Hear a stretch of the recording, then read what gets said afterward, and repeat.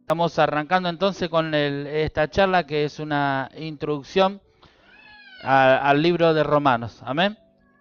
Entonces vamos a ver un pantallazo general de la carta, a quiénes fue escrita, cuál era el objetivo, el marco histórico, para que podamos entender mejor el por qué y el para qué, y interpretar correctamente lo que Pablo quiso decir. Amén. Bueno, vemos que el autor es Pablo, como todos sabemos. Se escribió alrededor del año 57 y los destinatarios eran los creyentes en Roma. Amén. Bueno, según la Biblia del Diario Vivir que tengo acá, esta Biblia, que no es una Biblia de estudio profundo, pero sí tiene muchos datos interesantes, ¿sí? Y dice esta Biblia que la mayoría de los que conformaban la congregación en Roma eran judíos, pero también incluía un gran número de gentiles, ¿sí? Y voy a leer un comentario. Bueno, una prueba de que realmente los integrantes de la congregación eran judíos. Si vamos a Romanos, voy a agrandar. Romanos 2 dice: he aquí, tú tienes el sobrenombre de judío. Quiere decir que si yo le escribo una carta a la iglesia en Roma, y en una parte de la carta digo: he aquí, tú tienes el sobrenombre de judío y te apoyas en la ley y te glorías en Dios. ¿A quién le estoy hablando? Es obvio que le está hablando a judíos, ¿ok? Un judío se sobreentiende que tienen conocimiento de la ley. Esa es la traducción que generalmente se ha hecho de la Torá. En todo el Nuevo Testamento a la Torá se lo traduce como ley, ¿sí? Por ende, hay algunas cosas que aquellos que nos hicieron creer que la ley Yeshua la dejó bien clavadita en la cruz y ya no incide más en la actualidad, no es vigente. Obviamente, desde esa postura, obviamente que no la estudiamos, no la analizamos, no sabemos nada, muy poco y nada. Entonces es obvio que si Pablo le está escribiendo a judíos que sí conocen la Torá, y venimos nosotros que no la conocemos y que nos inculcaron a que eso ya no está más vigente, es obvio que hay cosas que no la vamos a entender. Es natural esto, se entiende, ¿no?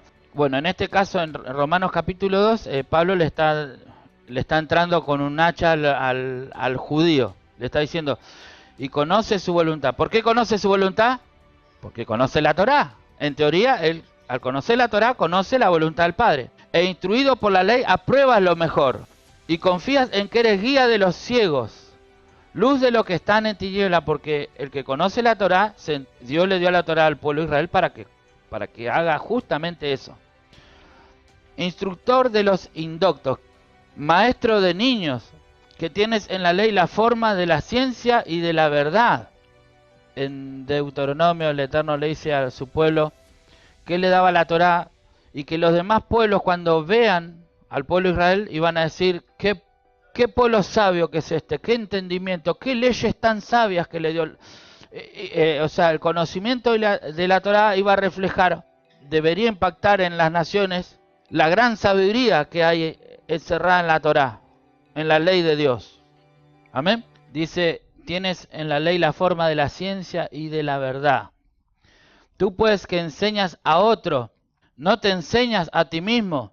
Tú que predicas que no se ha de hurtar, hurtas. Entonces el problema acá, hermanos, el problema que Pablo está confrontando, no es que la Torá o la ley es mala, sino que aquellos que le fue encargado, que le fue dada la responsabilidad de ser luz con su buen testimonio, de guardar la Torá a las naciones, no lo estaban haciendo. Amén. Y dice: tú que dices que no se ha de adulterar, ¿adulteras?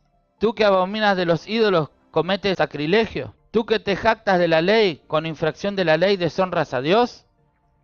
Porque como está escrito, el nombre de Dios es blasfemado entre los gentiles por causa de vosotros.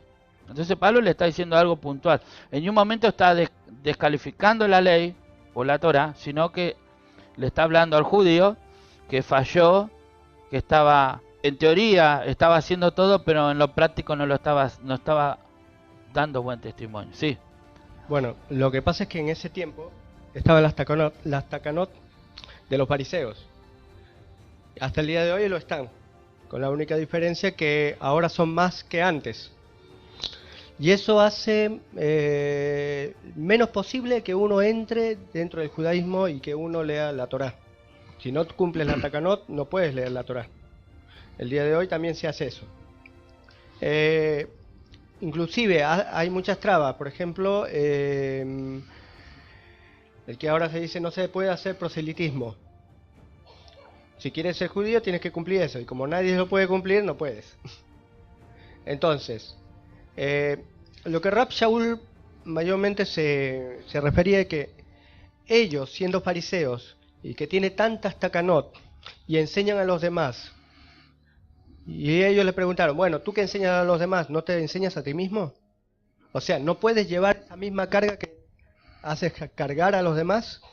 Por eso es que Yeshua les decía, bueno, ustedes hacen cargas a los demás, la cual ni siquiera ustedes levantan un dedo. Entonces, a eso se refería. O sea, tú que eres luz a los demás, ¿no eres luz a ti mismo? O sea, estás en oscuridad. ¿Por qué? Porque ni siquiera obedeces la Torá, obedeces los escritos de los sabios menos la Torá. Claro. Bueno, takanot, para que se entienda, takanot eran, apagarlo, sí. Takanot eran leyes añadidas por los fariseos, los rabinos, a lo largo del tiempo fueron agregando al mandamiento, agregando leyes también. Por eso Yeshua le dijo también que invalidáis la ley de Dios, el mandamiento de Dios por vuestras tradiciones. Bueno, evidentemente vemos por este capítulo que sí, en Roma, la congregación habían judíos. ¿Ok? Porque el nombre romano nos haría pensar de que no, ahí no había ni un judío, eran todos gentiles, pero nada que ver. O sea, podrían mostrarle varios pasajes que cuando Pablo escribe se nota que al que le está hablando son judíos. En el capítulo más adelante dice... y esto para los que tienen conocimiento de la ley. Entonces quiere decir que está hablando gente que tenía conocimiento de la Torá. Amén. Pues en verdad dice, la circuncisión aprovecha si guardas la ley. Pero ahí cuando dice la ley se te refiere a la ley de la Torá, no a la ley de los ancianos. Pero si eres transgresor de la ley de Dios, tu circuncisión viene a ser incircuncisión. Y el problema aquí es que Yeshua estaba denunciando que los fariseos estaban invalidando los mandamientos o algunos mandamientos de Dios por las tradiciones de ellos, por las leyes que ellos habían inventado. Amén. Bueno, voy a leer un comentario acá, está interesante, acerca de las circunstancias de cómo eran cuando Pablo escribió esta carta. Muchos de los fundadores de la iglesia, de la congregación en Roma, fueron judíos mesiánicos. Pero en algún momento, en el año 40, el emperador Claudio, como Tiberio, el anterior emperador, expulsó de Roma a la comunidad judía, ¿sí? Y acá cita un texto que está en Hechos 18:2, y halló a un judío llamado Aquila, natural del Ponto, recién venido de Italia, con Priscila su mujer, por cuanto Claudio había mandado que todos los judíos saliesen de Roma. Entonces, ¿qué pasó? En un determinado momento, el emperador echa a todos los judíos. Entonces, quedaron en la congregación los gentiles creyentes en Yeshua, ¿sí? Dice, eso, bueno, acá me da la cita bíblica que muestra que eso es real, y también los historiadores romanos Seutonio y Dio Casio mencionan este acontecimiento. Por lo tanto, la iglesia de Roma se componía enteramente de gentiles hasta la muerte de Claudio, cuando su edicto quedó automáticamente anulado y los judíos mesiánicos regresaron a Roma. ¿Sí? Los judíos mesiánicos y gentiles tenían culturalmente maneras diferentes de expresar su fe en Yeshua. O sea, hubo un tiempo donde se ausentaron los judíos, más gentiles siguieron agregándose. Cuando vuelven los yehudí a Roma, se encuentran con unas diferentes formas de expresar su fe, ¿sí?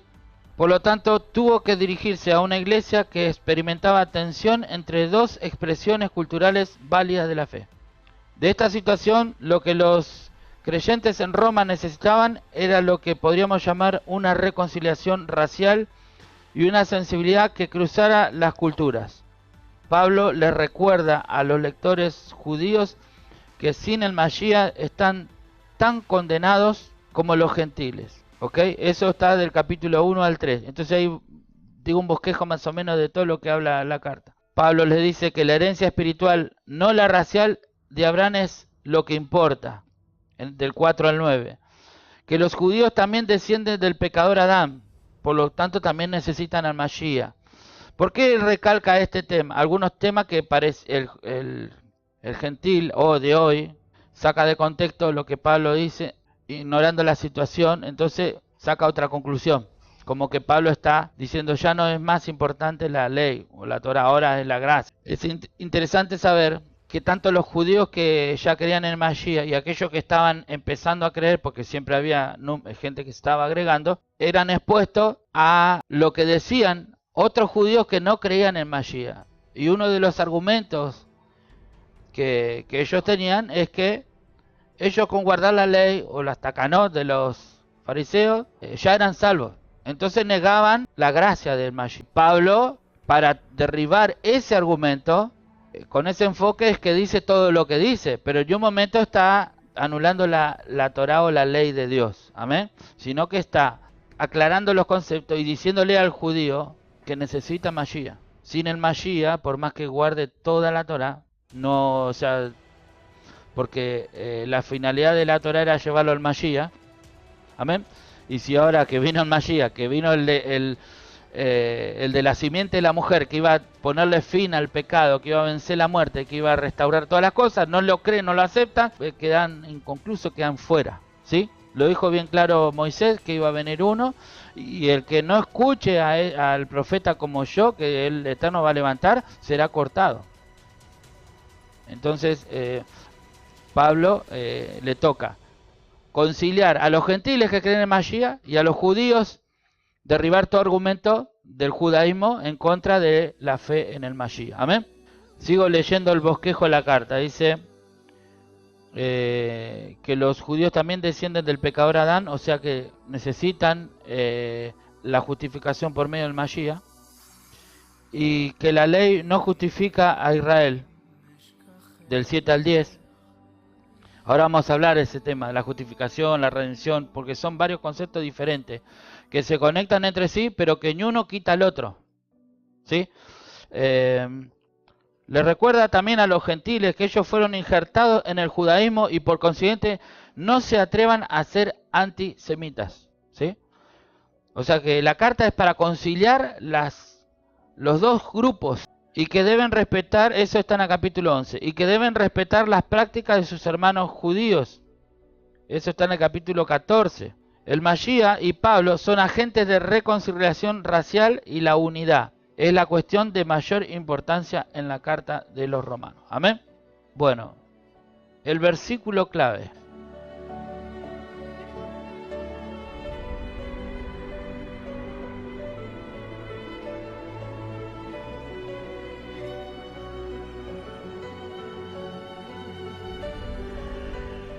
El versículo clave.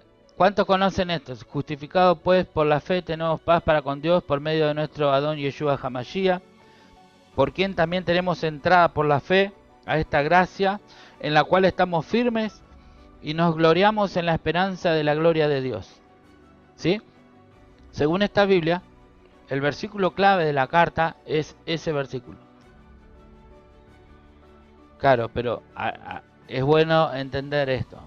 Los protestantes tradicionalmente han hecho hincapié en la justificación por la fe, doctrina recalcada en Romanos y Gálatas, porque Lutero halló esta doctrina útil al tratar con las indulgencias y otras corrupciones eclesiásticas de su día. Pero es importante comprender no solo esta doctrina, sino también por qué Pablo necesitaba recalcarla. La mayoría de judíos ya creían que su pueblo, como un todo, era salvo por la gracia de Dios. Y los judíos mesiánicos reconocían que esta gracia estaba disponible solamente por medio del Mashiach. La cuestión era en qué términos los gentiles podían llegar a ser parte del pueblo de Dios. Al argumentar a favor de la unidad étnica en el cuerpo del Mashiach, Pablo dice que todas las personas llegan a Dios en los mismos términos, sin que importe su trasfondo étnico, religioso, educativo o económico. Únicamente Yeshua es la respuesta para el pecado de toda la humanidad. Pablo recalca la justificación por fe, verdad que la mayoría de sus lectores seguramente sabía, especialmente para poder recalcar la reconciliación de unos con otros, realidad que ellos todavía necesitaban aprender. Amén. Bueno, entonces lo que está diciendo este comentario es que hay otros temas clave también en la carta, no es solamente la justificación. ¿Sí? Quiero mostrarle acá, no sé si se alcanza a ver ahí. En la carta vemos el tema de la justificación, pero también vemos el tema de la propiciación. ¿Alguna vez prestaron atención a esa palabra y qué significa? Pero a Lautaro iba a decir, a Lutero pareciera que no le interesó mucho, dice. Redención, otro tema que habla la carta. Santificación, otro tema que habla la carta. Glorificación, otro tema que habla la carta, que lo hablamos un poquito el otro día, ¿sí? Son todos temas que hacen a la carta. Sin embargo, el versículo clave para el cristianismo es justificación. Y entonces sobrevaluaron. Sí, es interesante, pero es interesante conocer todos los conceptos para poder tener una interpretación sana. Amén. Por ejemplo, justificación, dice, significa el acto de Dios por el que se nos declara sin culpa de nuestros pecados. Propiciación, la absolución del castigo de Dios por el pecado gracias al sacrificio perfecto de Yeshua. Redención, Yeshua pagó el precio y ahora somos libres. La paga del pecado es muerte, y Yeshua pagó la deuda. O sea, la redención es que Yeshua pagó por nuestro rescate. Amén. Santificación, ser cada vez semejante al Mashiach mediante la obra del Ruach HaKodesh. Amén. Bueno, es interesante saber que la santificación es instantánea, es un proceso, mientras que la justificación es instantánea. Por ende, ¿qué está primero? La justificación. ¿Qué está primero, la redención o la justificación? ¿Qué hizo primero Yeshua? Nos redimió. Él primero murió y pagó el precio de nuestro rescate. ¿Sí? La propiciación también ocurrió antes de que nosotros nos arrepintiéramos, antes de que nosotros hayamos escuchado el mensaje, antes de que nosotros hayamos creído, ya ocurrió la propiciación. La justificación, ¿cuándo ocurrió? Cuando escuchamos el llamado de Dios, hicimos Shuvá, nos arrepentimos, creímos en Yeshua, ahí y tuvimos fe en Él, entendiendo que no es por ni una obra nuestra que podíamos ser salvos, sino solamente por la obra de Yeshua. Ahí se ocurre la justificación. Pero luego de la justificación, ¿qué viene? La santificación. Y luego, cuando venga Mashiach al fin de los tiempos, nuestra glorificación.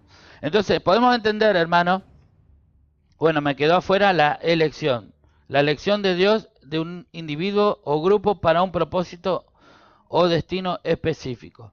Bueno, ahí en el pasaje, en capítulo 9, del 10 al 13, habla creo que habla de Jacob y Esaú.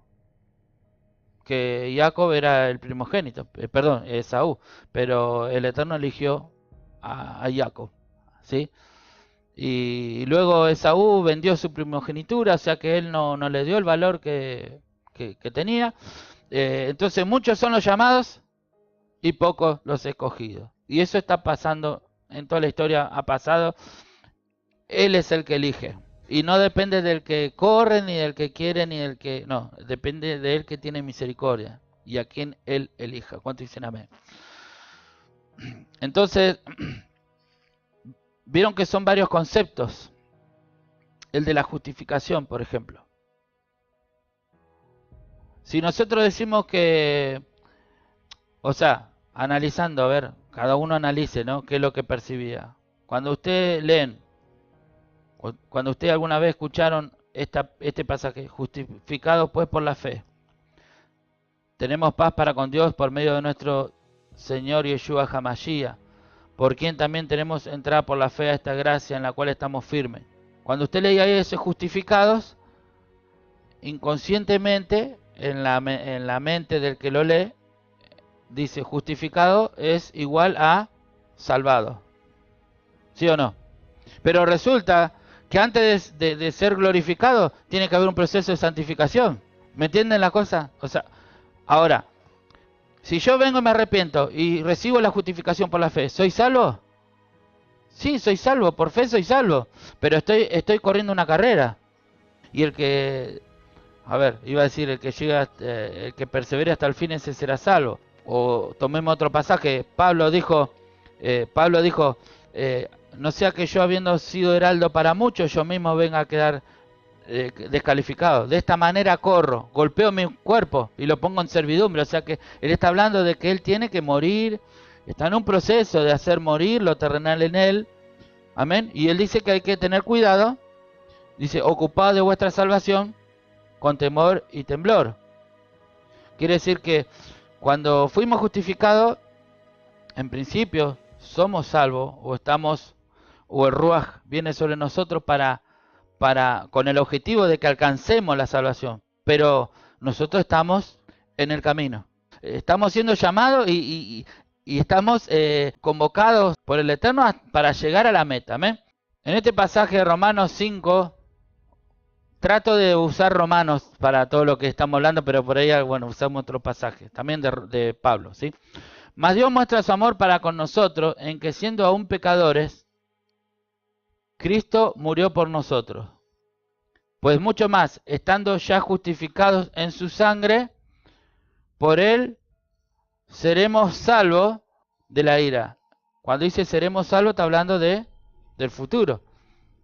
Quiere decir que antes de la salvación está la justificación.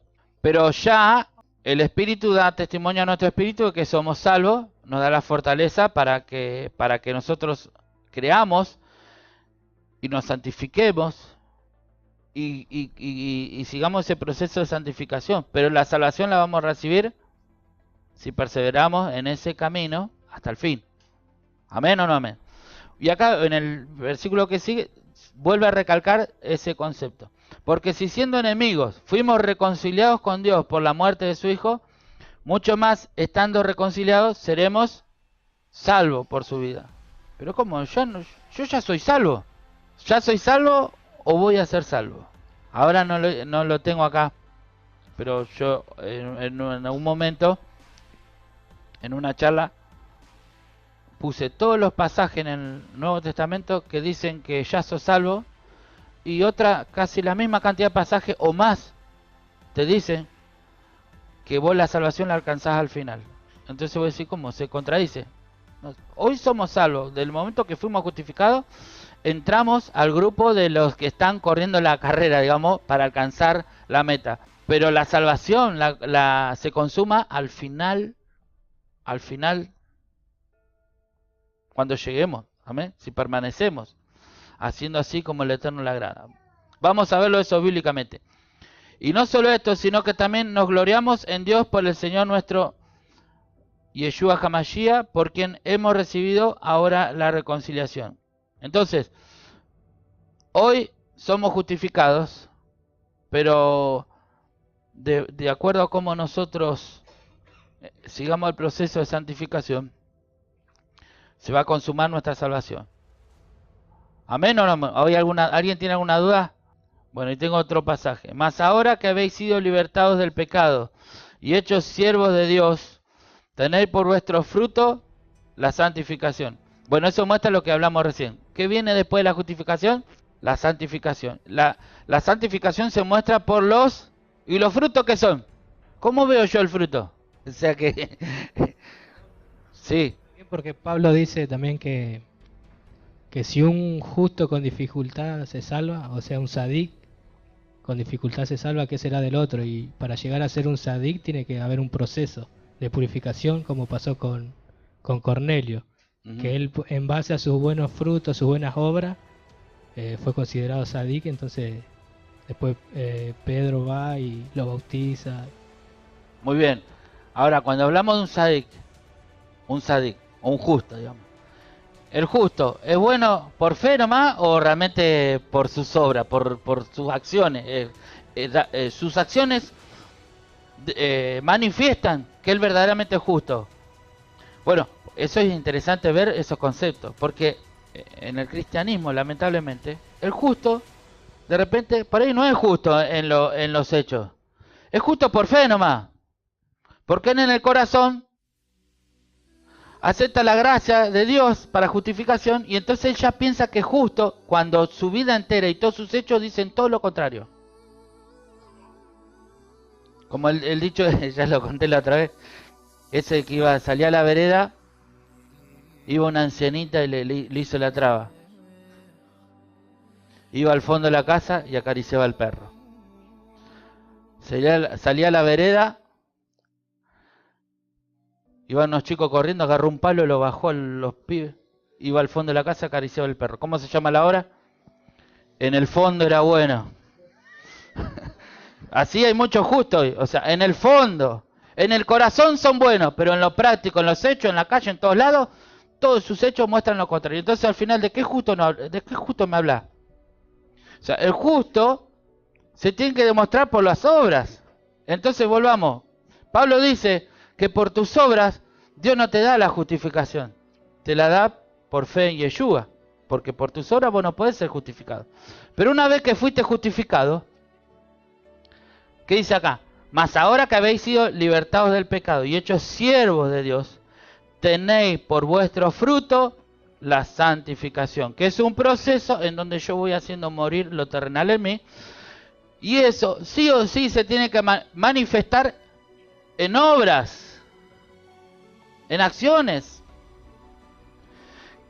que luego son tenidas en cuenta para lo que viene después, que es la glorificación. ¿Amén? Y mira cómo dice acá. A ver si lo hice bien claro Pablo acá.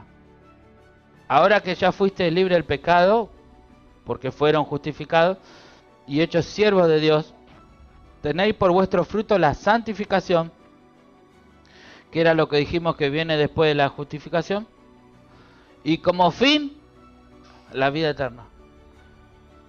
La vida eterna viene, hola, ¿viene al fin o viene al principio? O sea, cuando sos justificado por fe, vos ya tenés vida eterna.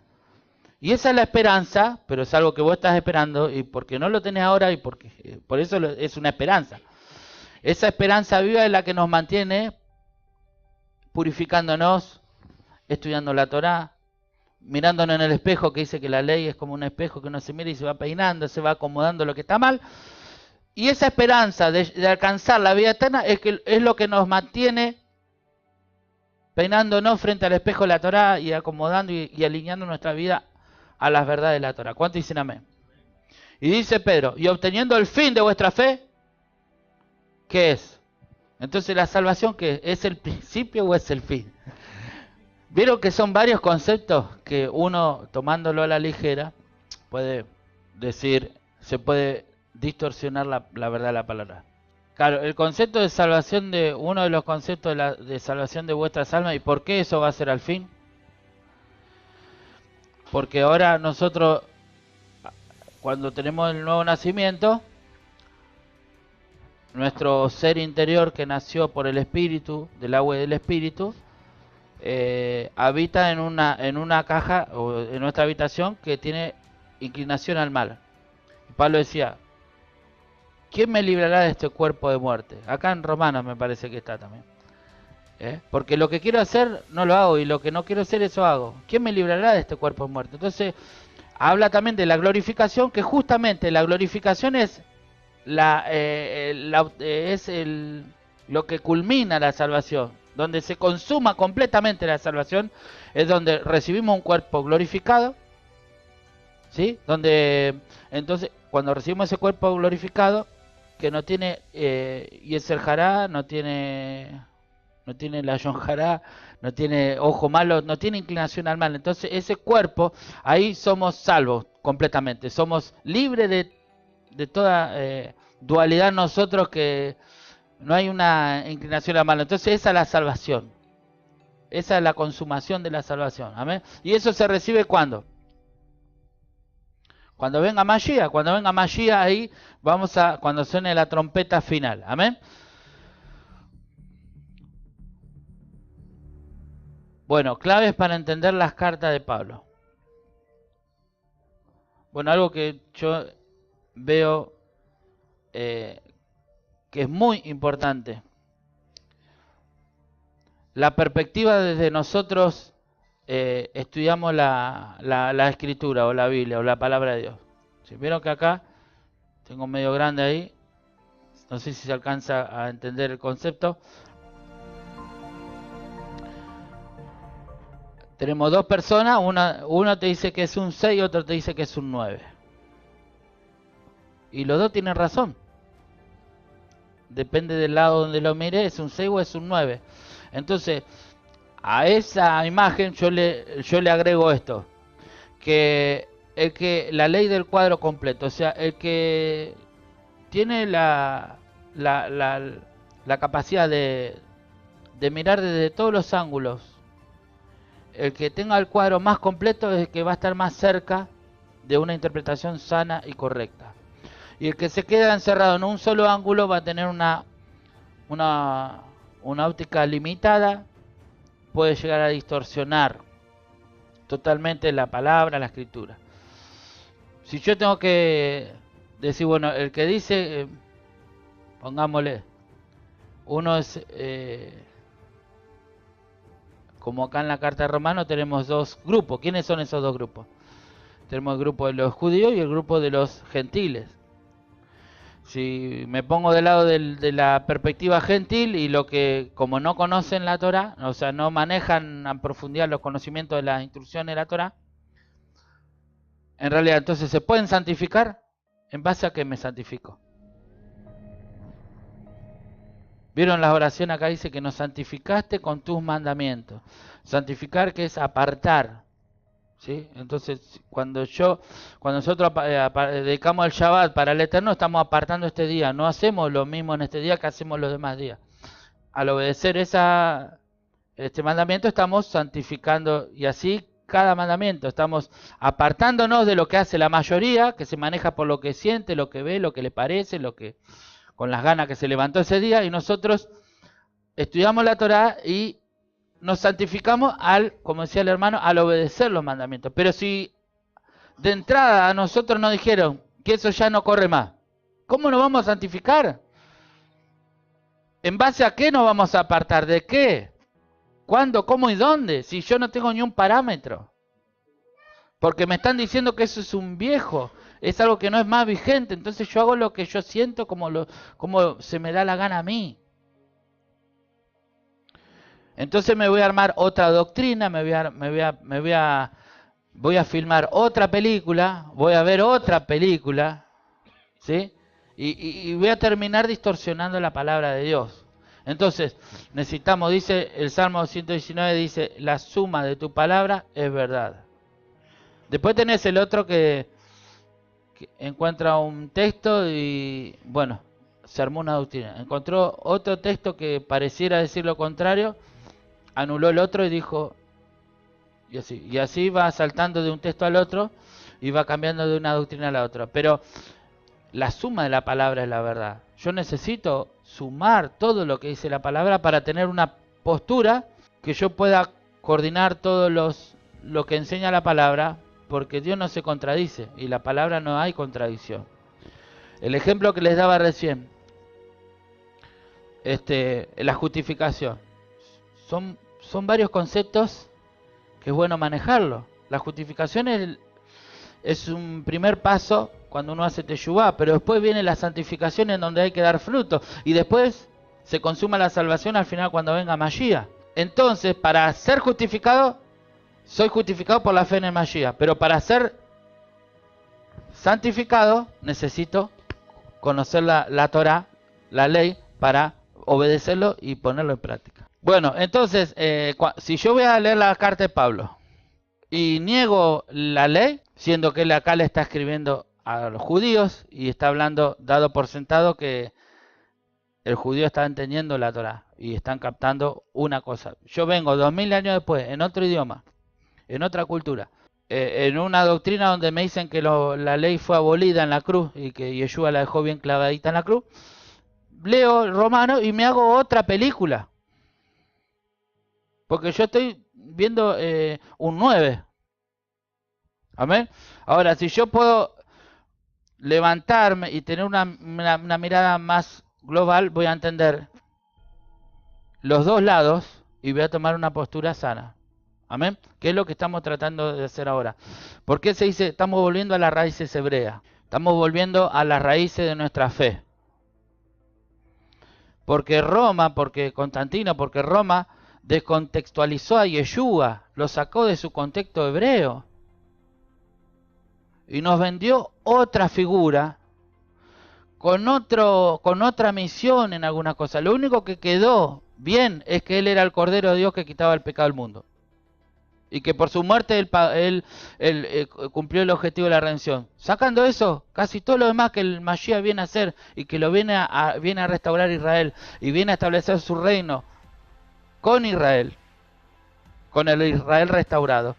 Y todo lo que dice la Torah y los profetas que Yeshua iba a hacer, quedó como que quedó afuera. El tema con esto, el tema de...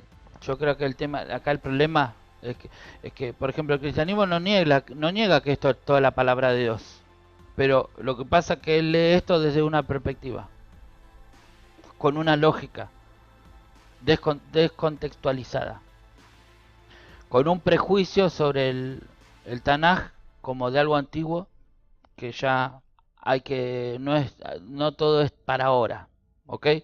Entonces, bueno, lo que no entiende esto era para los judíos. Lo tira en el baúl de que eso era para los judíos. La fiesta del Señor, eso para los judíos. El Shabbat, eso para los judíos. Todo lo que no entiende o no quiere entender, lo manda al baúl de que eso era para los judíos. Entonces, con lo que se queda después, se arma la doctrina y se arma la película. Y el problema, te voy a decir el otro problema que hay con respecto a esto. Cada palabra encierra un concepto. Ojalá hoy le hablé de la justificación, la salvación, la santificación, le marqué más o menos los conceptos que encierran cada uno. Y ahora quizá ustedes pueden ver que están conectados, pero no son exactamente lo mismo. ¿Ok? Bueno, entonces cada palabra tiene un concepto. Yo estaba viendo esto acerca de los conceptos, de que uno antes de tener definiciones de las palabras, ¿qué es lo que obtiene? Conceptos. Cuando nosotros aprendimos a hablar, empezamos a incorporar palabras, nosotros no sabemos, si vos le pedías a un niño, ¿qué significa tal cosa? No te sabe dar la definición, pero él ya está hablando y él ya se está comunicando. ¿Cómo va aprendiendo? Por asociación. Entonces él escucha, yo le digo a mi hijo leche, le muestro a la mamadera y le digo leche, leche, entonces ya asocia leche con eso. Ahora, si yo le pido la definición de leche, de dónde viene, no me la sabe dar, pero él ya va asociando. Y entonces va incorporando palabras porque va incorporando conceptos y va asociando. El otro día pasaba por la pieza de mi hijo, David. Estaba jugando con otro amiguito ahí y escucho esta expresión. No, lo ponemos acá y punto. Y vos decís, con 6 años, él no sabe ni lo que es un punto. A nivel, digamos, de escritura, no sabe ni lo que es, ni lo que significa, ni lo que representa un punto en una oración, no lo sabe. Si yo le pregunto qué es un punto, él no me va a saber decir lo que es un punto. Pero él ya captó en algún momento, habrá visto alguna circunstancia, que esa expresión tiene que ver con que cuando vos decís algo y punto es porque ya listo, esto ya es definitivo. Es como que esto es así y listo. Él ya captó el concepto, aunque no lo sabe definir, no sabe explicarlo, pero él lo captó. Bueno, ¿qué quiero decir con esto? El problema es que una vez que a vos Satanás te metió un concepto falso, vos ya te manejás con esa lógica. Y después, por más que vos leas la Biblia, vos seguís leyendo la Biblia, pero vos la seguís leyendo con ese concepto.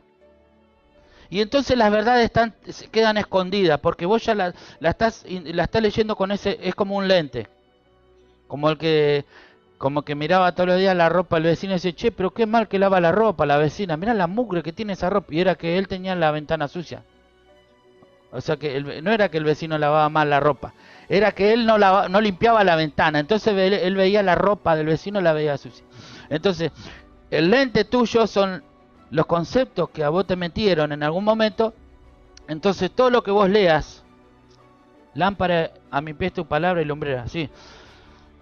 Pero una vez que Satanás, con una falsa doctrina, te metió un montón de conceptos falsos, vos después lees la palabra, la lees toda y todo esto es palabra, pero vos ya la lees con un preconcepto, con una lógica. Por eso creo que es necesario esa imagen, que lo que nos lleva es a salir del replantearnos algunos conceptos o manejar algunos conceptos que no los manejábamos, como recién, un pequeño ejemplo. Creo ahora que ustedes pueden manejar el concepto de justificación, el concepto de salvación, el concepto de santificación y todo lo que decía ahí, propiciación, redención, tienen que ver con la salvación, pero son cosas diferentes y no podemos mezclar una cosa con la otra. Sí. Hay un escritor, es filósofo, que dice que cuando uno tiene conceptos, preconceptos ya, y uno va a leer algo, la mente solamente toma aquellas cosas que coinciden con los conceptos que uno tiene. Entonces por ahí se hace difícil ampliar algo, justamente por los preconceptos que ya tenemos sobre un tema. Claro. Ve, por ejemplo, te doy esto, dice. Porque el Señor mismo con voz de mando, con voz de arcángel y con trompeta de Dios descenderá al cielo, y los muertos en Mashiach resucitarán primero. Luego nosotros los que vivimos, los que hayamos quedado, seremos arrebatados juntamente con ellos en las nubes para recibir al Señor en el aire, y así estaremos siempre con el Señor. Entonces, cuando a mí me metieron la lógica del rapto, yo leo acá y yo estoy leyendo que Yeshua viene y me lleva al cielo. Pero decime dónde dice ahí que vos te vas al cielo. En ningún lado. Dice que seremos arrebatados juntamente con ellos en las nubes para recibir al Señor en el aire. Y que estaremos siempre con Él. Pero no dice que estaremos siempre con Él. De ahí de las nubes nos vamos al cielo. O al tercer cielo o al séptimo cielo. Y ya después vamos allá a un country que el Eterno nos preparó allá. No dice eso, es la lógica que vos tenés. Entonces vos aplicás todo con la lógica que a vos te metieron. Ahora, vengo yo y te digo, no existe el pretribulacional. No es bíblico. ¿Cómo que no es bíblico? Si hay Primera Tesalonicenses dice tal cosa. Él está convencido que dice algo que no lo dice, porque él lo lee con esa lógica. Y porque la mayoría de las doctrinas que están en torno a eso son podrían ser como este que está de este lado. Como no tiene presente la Torá, la ley, los profetas, dejaron eso, lo pusieron dentro de un marco de algo que ya no está vigente. Entonces, con lo que le quedó, se armaron esa película. Sí. Y entonces, lamentablemente, esa película termine diferente a la que es cuando uno tiene el cuadro completo, ¿sí?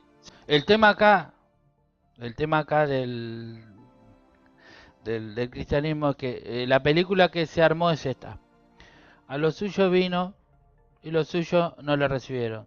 Entonces, como los judíos, que es una verdad, una media verdad, como que ellos ven a los judíos como la totalidad de Israel, como los judíos no creyeron en él, entonces Yeshua se fundó una iglesia para salvar a todos los gentiles, y se armó una iglesia con los gentiles.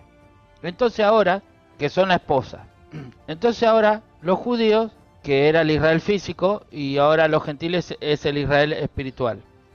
Entonces ahora los judíos tienen que aceptar a Jesús y adoptar la forma de los que formamos la iglesia gentil, digamos. Entonces el judío tiene que abandonar todo el formato de la cultura, que no es que se la inventaron ellos, se la dio Dios en el desierto. La Torá se la dio Dios, no se la dio ni un hombre, no es una ley de hombre, es una ley de Dios. Leyes de hombre la hicieron después los fariseos, que le agregaron y anularon, invalidaron los mandamientos, como dijo Yeshua. Pero la Torá es una revelación de Dios. Todas las instrucciones de la Torá vienen del mismo cielo. Amén. Entonces, el gentil que desconoce, y si queremos describir lo que Pablo y Yeshua mismo dice de los gentiles, o de cómo vive el gentil, antes se os llevaba como los ídolos mudos, ¿sí? O sea, hay un montón de descripciones de lo que es en el concepto aún de Pablo, lo que es un gentil. O sea, que es una persona que al no conocer la Torá, es como un niño y está expresa del error. Entonces, sí es bueno que la mayoría de los gentiles abrazaron a Yeshua, creen que Él es el único Salvador, que Él murió en la cruz, todo eso está perfecto. Nada más que se distorsionó la misión del Mesías, que Él viene a restaurar Israel. Y por desconocimiento de las dos casas de Israel, ¿sí? Y no entender eso, que Yeshua vino a buscar las ovejas perdidas de la casa de Israel, para restaurar el Israel de las 12 tribus y establecer su reino, y tirar abajo ese concepto de que la iglesia hoy es alguien que viene a reemplazar al Israel físico, ¿sí? Cosa que el otro día lo dije, no existe el concepto de un Israel espiritual, no tiene ni pie ni cabeza. Israel es un pueblo, y ese pueblo está formado por personas, y esas personas son físicas. Y si hablamos de un Israel, no existe un Israel con fantasmitas, con espíritus que andan volando, hermano. Nosotros somos personas físicas. Israel lo conforman personas físicas. Israel fue y será un pueblo formado por personas como nosotros. Amén. Entonces no existe un Israel espiritual. Si hoy nosotros seríamos un Israel espiritual, seríamos espíritus fantasmitas que andamos volando, pero no es así. Claro, porque es la teología del reemplazo. Esa teología surge justamente por inclinarse de una perspectiva y anular la otra. Amén. Entonces, la necesidad, para poder entender a Pablo, tenés que tener un cuadro completo y tener abrir tu mente y sacar esos conceptos que nos metió el cristianismo con Constantino y todo el papado detrás, derribar esos argumentos para que podamos ver bien lo que el Eterno, lo que Yeshua vino a hacer. Sí, querías...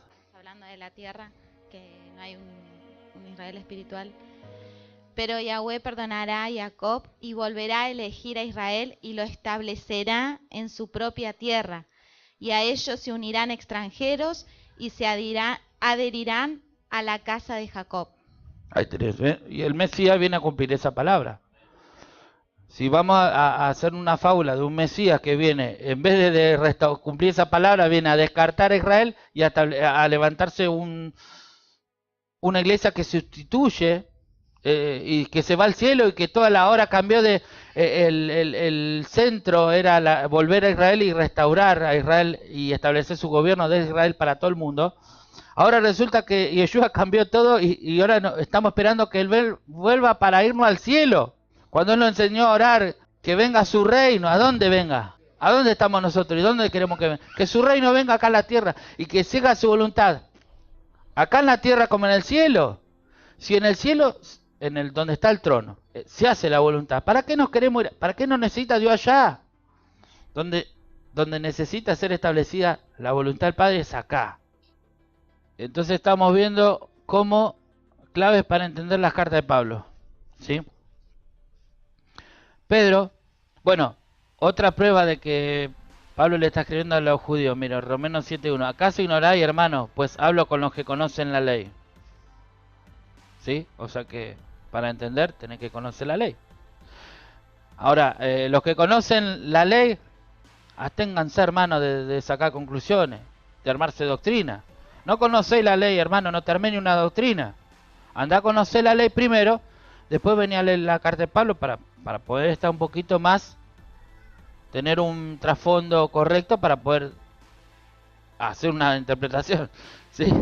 Es que cuando conozcan la ley, como ahora lo aprendimos en hebreo, la Torá, realmente van a ser libres. Amén. Ya no va a haber ninguna doctrina así por salirse, sino la libertad misma. Amén. Bueno, ¿qué decía Pedro con respecto a Pablo? Dice, y tened entendido que la paciencia de nuestro Señor es para salvación, como también nuestro amado hermano Pablo, según la sabiduría que le ha sido dada, os ha escrito. Casi en todas sus epístolas, hablando en ellas de estas cosas, entre las cuales hay algunas difíciles de entender, ¿sí? Las cuales los indoctos e inconstantes, ahí achiqué la letra, no sé dónde estaba, entre las cuales dice hay algunas difíciles de entender, las cuales los indoctos e inconstantes tuercen, como también las otras escrituras para su propia perdición. Así que vosotros, oh amados, sabiéndolo de antemano, guardaos no sea que arrastrado por el error de los inicuos caigáis de vuestra firmeza. Antes bien, creced en la gracia y el conocimiento de nuestro Adón y Salvador Yeshua HaMashiach. A Él sea la gloria ahora y hasta el día de la eternidad. Amén. Bueno, mire qué interesante esto. Pedro te está diciendo que Pablo, en las cosas que le escribe, hay cosas que son difíciles de entender. Y Pedro es judío, hermano, que conocía, si bien era gente del vulgo, pero estaba más empapado de la cultura y de todo lo demás. Y a él le costaba entender. O está reconociendo que a la persona promedio le es difícil entender las cartas de Pablo. Entonces, si le era difícil a ellos, empapado de habiendo caminado con Yeshua. Ojo, él no dice que Yeshua dice cosas difíciles de entender. Él dice que Pablo dice cosas difíciles de entender. Y dice acá que esas cosas difíciles de entender, las cuales los indoctos e inconstantes tuercen. Bueno, el Shabbat pasado hablábamos de los inconstantes que son presa de ¿qué? De que los corelos seduzcan. Y acá dice que los indoctos e inconstantes. Indoctos, ¿qué es? Es una persona, bueno, acá yo puse una definición. Falto de instrucción, inculto. Una persona que no tiene instrucción. ¿Y Torah qué significa? Instrucción, hermano. Torah significa instrucción, que es traducido como ley, ¿sí? Entonces, la persona que no tiene instrucción, no está adoctrinado, indocto es sin doctrina también, ¿no? Una persona que no tiene la doctrina basada en la Torah, lo va a leer a Pablo y va a torcer la escritura. Y Pedro está diciendo, la va a torcer para su propia perdición. Y Pedro dice, así que vosotros, oh amados, sabiéndolo de antemano, guardaos, no sea que arrastrados por el error de los inicuos. ¿Qué es un inicuo? La palabra inicuo acá dice en atzesmos. Dice un derivado de otra palabra que es titsemi, en el sentido de imponer sin ley. O sea, tengan cuidado, ya que ustedes lo saben de antemano, no sea que sean arrastrados por el error de los sin ley. ¿Ok? O sea que un inicuo es una persona malvada, sin instrucción de la ley, sin conocimiento de la ley. ¿Sí? Mateo 24, por haberse multiplicado la maldad, el amor de muchos se enfriará, pero el que persevere hasta el fin será salvo. Maldad es iniquidad, maldad es sin ley. Por haberse multiplicado la violación a la ley de la Torá, el amor de muchos se va a enfriar. Por eso Pedro está también diciendo, todo tiene conexión. Pedro está previniendo, además si uno lee el capítulo 3 al principio, dice de que no se olviden lo que fue anunciado por los profetas, o sea que el Evangelio está en total armonía con los profetas. No es algo, no es un dar vuelta a la hoja y ahora tenemos otro objetivo, no. El Eterno está cumpliendo la palabra que ya viene anunciada de la Torá y los profetas. Entonces, con más razón, para yo poder entender las palabras de Pablo, tengo que empaparme de la ley. Él mismo lo dijo. ¿Acaso ignoráis, hermano? Pues hablo con los que conocen la ley. ¿No conocés la ley? Anda a estudiar la ley primero. Anda a estudiar la ley. Amén. Porque solamente así vas a tener una perspectiva clara. Ahora, si vos tenés una postura, te metieron un concepto de que eso ya pasó, ya fue, ya no va, ya no es vigente, vas a tomar mis cartas, mis cosas y vas a torcerla para tu propia perdición. Amén. Bueno, claro. O sea, Pablo dijo que porque ya está en acción el misterio de la iniquidad. ¿Sí? Nadie os engañe de ninguna manera, porque no vendrá sin que antes venga la apostasía y se manifieste el hombre pecado, el hijo de perdición. ¿Sí? El cual se opone y se levanta contra todo lo que se llama Dios o es objeto de culto. O sea que el espíritu de iniquidad, el misterio de la iniquidad, que es un movimiento satánico que se levanta para ya estaba en acción en aquel momento, se levanta para fomentar un evangelio que aparentemente es el mismo evangelio de Yeshua. Te dice unas medias verdades, son verdades a medias. Sí, Yeshua vino, él es nuestro Salvador, él murió en la cruz, toda esa parte. Pero el misterio de la iniquidad consiste en que vos creas en Yeshua, pero no hagas lo que él hizo. Que vos creas en el judío Yeshua, pero que no lo imites al judío Yeshua. Yo te vendo una imagen griega de Yeshua, entonces da lo mismo, hagan lo que quieran. Entonces vos aceptás Yeshua, pero bajo otro contexto. Te vendo un evangelio en donde a la escritura le digo que es un antiguo testamento, algo que ya pasó, algo que no está vigente. Y entonces es una estrategia del enemigo para separar. Y más adelante dice, y entonces se manifestará aquel inicuo, a quien el Señor matará con el espíritu de su boca y destruirá con el resplandor de su venida, inicuo cuyo advenimiento es por obra de Satanás. Pero más adelante, y con todo engaño de iniquidad, ¿qué está diciendo? Repite la palabra iniquidad. El antimashía, que es inicuo, es anti-ley, anti-Torah. El 10, y con todo engaño de iniquidad, con todo engaño que tiene que ver con la anulación de las leyes, para los que se pierden por cuanto no recibieron el amor de la verdad para ser salvos. ¿Y cuál es la verdad? La Torá. Por esto Dios les envía un poder engañoso para que crean en la mentira. Ah, vos no querés creer la verdad. No querés creer la verdad de la Torá. Entonces te envío un espíritu, un poder, dice, un poder engañoso. Les envío un poder engañoso para que crean en la mentira, a fin de que sean condenados todos los que no creyeron en la verdad, sino que se complacieron en la injusticia. ¿Ves que la verdad tiene que ver con la justicia? ¿Y la justicia cómo se establece? Por medio de la ley.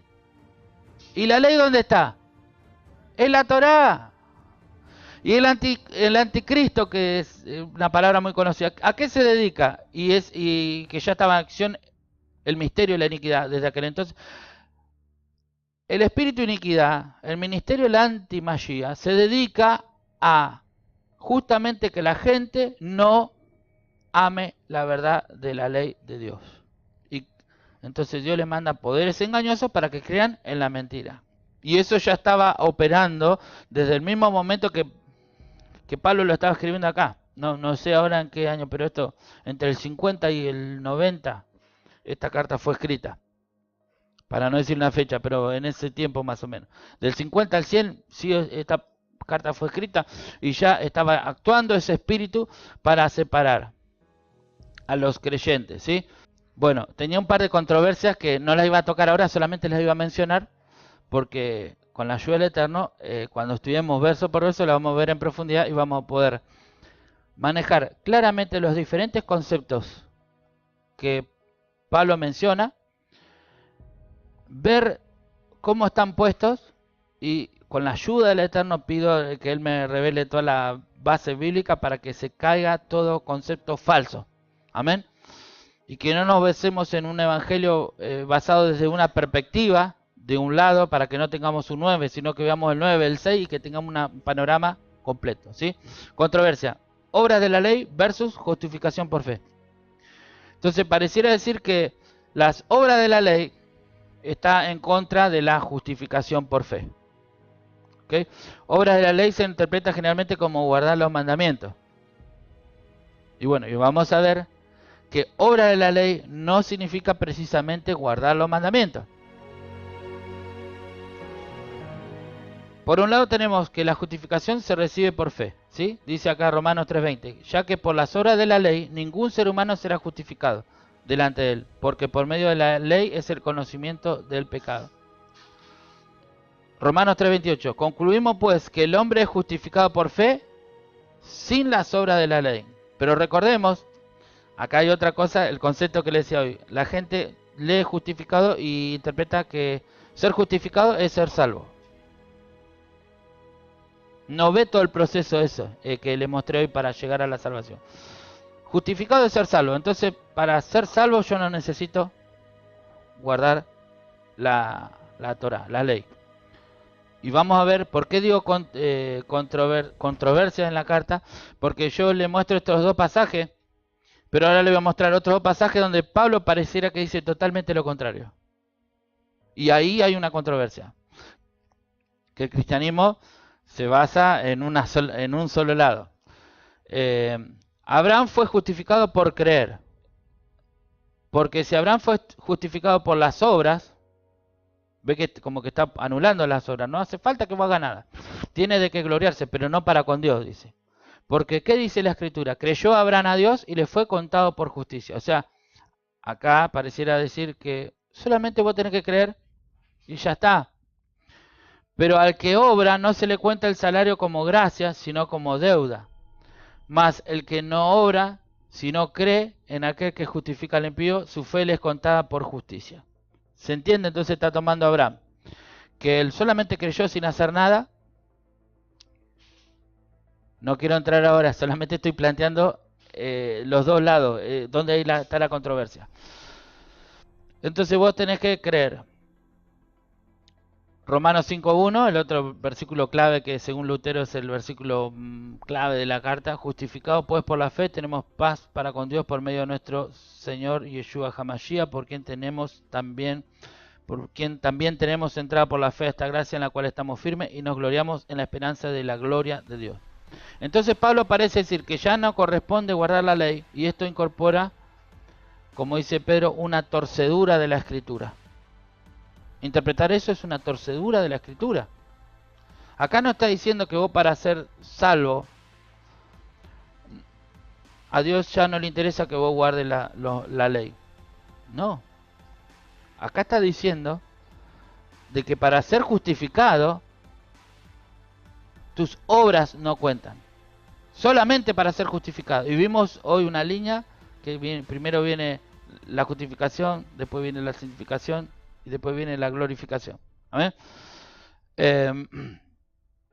Por otro lado, Dios pagará a cada uno conforme a sus obras. Y lo dice acá mismo en Romano. Miren acá como dice. Pero por tu gracia y por tu corazón no arrepentido, atesoras para ti mismo ira para el día de la ira y de la revelación del justo juicio de Dios, el cual pagará a cada uno conforme a sus obras. Pero ¿qué me está diciendo Pablo? Por un lado me está diciendo que para ser justificado yo no tengo que hacer nada. Pero por otro lado me está diciendo que Él va a pagar a cada uno según sus obras. Pero si yo ya creí en Mashiach y ya fui justificado, ¿ahora me estás pidiendo obra? ¿Cuál es? ¿Es una o es la otra? Hay que manejar bien los conceptos para poder entender lo que está diciendo Pablo. Si no, torcemos la escritura. Y sigue diciendo, se le da vida eterna a los que perseveran en hacer el bien. Mirá lo que dice Pablo acá. Vida eterna a los que perseverando en bien hacer buscan gloria y honra e inmortalidad. Pero ira y enojo a los que son contenciosos y no obedecen a la verdad, sino que obedecen a la injusticia. ¿Qué es injusticia? Es algo, violar la ley. Algo que no es justo viola la ley, ¿sí? Ahora, ¿estoy loco yo o está loco Pablo? ¿O está diciendo acá que Dios le va a dar vida eterna a los que perseveran en bien hacer? ¿Sí o no? ¿Y cómo puede ser que antes me dijo que yo no puedo ser justificado por las obras de la ley? Solamente por fe, sin hacer nada. Ahí está el tema. O sea que acá hay una controversia. Entonces tenés el bando que agarra sin ir a la Torá, sin ir a la Torá, ya nomás con la misma carta. Tenés gente que te agarra 2 versículos y se arma una doctrina, pero niega los otros 2. Y tenés otra gente que va a agarrar la otra y también, pero tenés gente que va a agarrar los 2 lados y va a buscar la interpretación, la fusión correcta para tener un equilibrio sano entre las 2 cosas que está diciendo Pablo. Bueno, lo vamos a ver más en profundidad después cuando veamos, pero ¿cuál es el tema acá? El caso, ¿se acuerda que Pablo le está escribiendo a quién? A los judíos que estaban en Roma, ¿ok? Entonces, el judío era promotor de que hay que guardar la Torá. Las obras de la ley están conectadas más con los takanot. Pero le voy a dar un ejemplo. Dios le manda a Saúl que vaya, que ataque a los amalecitas y que los liquide completamente. ¿Se acuerdan? Por medio de Samuel. Saúl va y no obedece a Dios. Vuelve, bueno, llega Samuel y dice, ¿qué son esos? ¿Cumpliste la orden que Dios te dio? Sí. ¿Qué son esos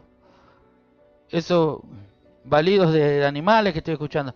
No, nos quedamos con algunas vaquitas que las trajimos para hacer una ofrenda al Eterno. No sé si me entendés, pero Dios le dio una orden que haga. Ah, no, pero él, lo de la vaquita, dice la Torá que hay que hacerlo, ¿o sacrificio a Dios? Sí, pero en ese caso Dios le dio otra orden y él hizo lo que se le ocurrió. Entonces él agarró la Biblia, agarró la Torá para justificar una desobediencia.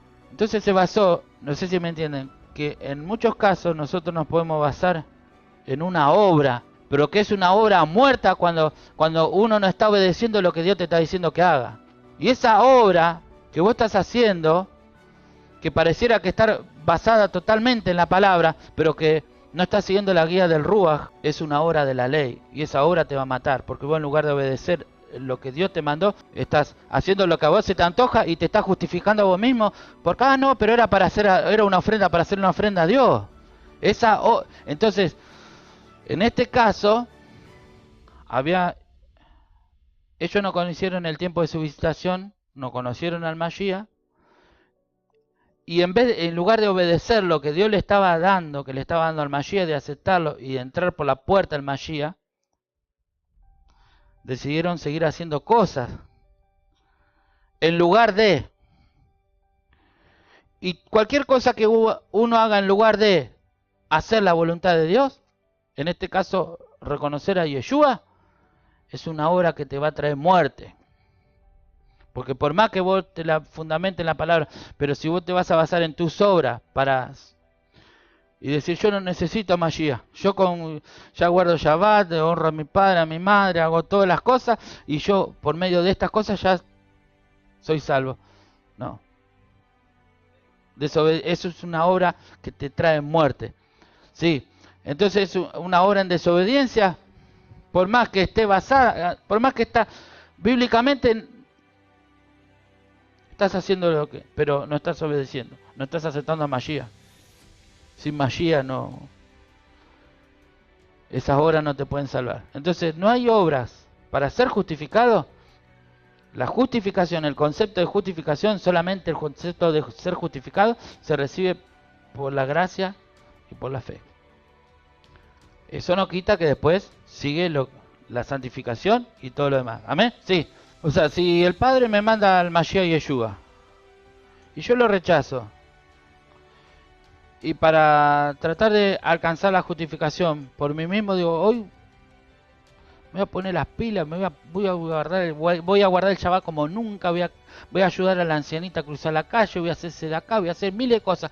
Todo lo que voy a hacer esta semana, voy a redoblar la sedacá, voy a hacer todo. Y eso no es aceptado. No. Son obras, eso son obras de la ley. Eso es lo que entiendo bíblicamente, que esas son obras. Cuando yo hago en lugar de obedecer lo que Dios determina que tenés que hacer. Sí, está en la Torá, sí, pero si vos vas a querer, a ver, si yo guardo los mandamientos con la mentalidad de que a través de esos mandamientos yo voy a suplantar lo que el Mashiach solamente él podía hacer, no me sirve. Ahora, una vez que soy justificado, estoy dentro del pueblo de Israel, soy parte, conciudadano de los santos, ahora sí me compete guardar, instruirme en la Torá y santificarme a través de la obediencia a la Torá. Amén. Pero yo ya, en mi corazón ya fui justificado. Y no fue por mis obras, fue por la gracia de Mashiach. Ahora, por amor a Él, yo estoy siguiendo el proceso para dar frutos de mi santificación. Amén. Bueno, no sé si parece un trabalengua, pero así dijo Pedro que eran las cartas de Pablo. Son difíciles de entender, así que entiéndame que, o sea, son varios conceptos que uno no quita al otro, que coordinan entre sí y que hay que aprender a manejar bien para tener realmente un entendimiento sano, amén, y no terminar torciendo la escritura, amén. Bueno, tenía más controversia, pero bueno, ahí la dejamos por hoy. Amén, nos ponemos bien esta noche. Abacados, te damos gracias por tu palabra. Gracias porque tú has puesto en nuestros corazones el volver a la Torá. Ayúdanos, Padre, enséñanos. Abre nuestros ojos, como decía el salmista, para que podamos ver las maravillas de tu Torá. Abacados, en este momento, en este tiempo te pedimos que tú nos muestres tus caminos, nos enseñes a andar en tus sendas, Padre. Y que podamos sumar tu palabra, que podamos tener un cuadro completo de todo el consejo que tú nos has dado por medio de la Escritura. En el nombre de Yeshua te lo pedimos. Te damos gracias por este Shabbat.